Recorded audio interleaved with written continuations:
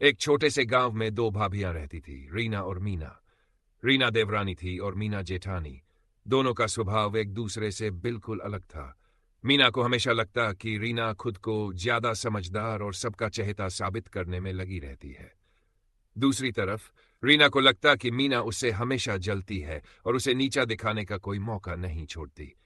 हर सुबह जब दोनों अपने अपने काम में लगती तो कोई न कोई बहाना बनाकर एक दूसरे की कमियों पर ताना मारना शुरू कर देती।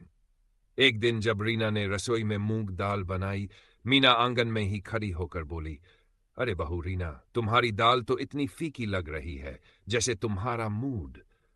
रीना ने भी चुप रहने का नाम नहीं लिया। उसने तुरंत जवाब दिया, कम से कम मेरी दाल में जलने की बदबू तो नहीं आ रही।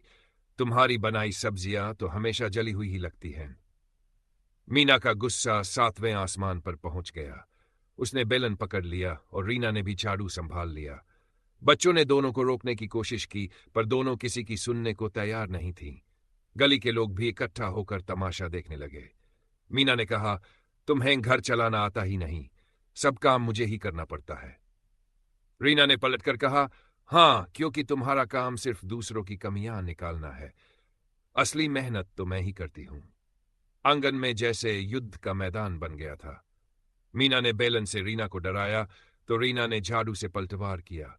उनकी लड़ाई ने सबको खूब हंसाया, लेकिन ये लड़ाई सिर्फ दिखावे की नहीं थी। इसमें बरसों से जमा गिले शिकवे भी छुपे हुए थे।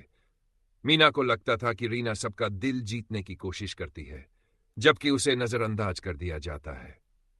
वहीं रीना को लगता था कि मीना के ताने उसकी मेहनत का मजाक उड़ाते हैं। दोनों की लड़ाई में आवाजें इतनी तेज हो गई कि आखिरकार उनके पतियों को बीच बचाव करना पड़ा। उन्होंने दोनों को समझाया कि इस तरह की छोटी छोटी बातों से घर की शांति भंग होती है। कुछ देर बाद जब दोनों को अपनी हरकतों पर हंसी आई तो उन्होंने झाड़ू और बेलन नीचे रख दिए। गांव वालों ने भी राहत की सांस ली और बच्चों ने तालियां बजाईं। मगर सबको मालूम था कि यह शांति ज्यादा देर टिकने वाली नहीं। कल फिर कोई नई वजह होगी, कोई जलती सब्जी या बेस्वाद दाल, और फिर से ये देवरानी जेठानी की धमाकेदार लड़ाई पूरे गांव का मनोरंजन बनेगी। लेकिन इस सब के बीच भी उनका रिश्ता गुस्से और तानों के बीच प्यार और अपनापन से भरा हुआ था। यही तो इस लड़ाई की असली खूबसूरती थी। बिल्कुल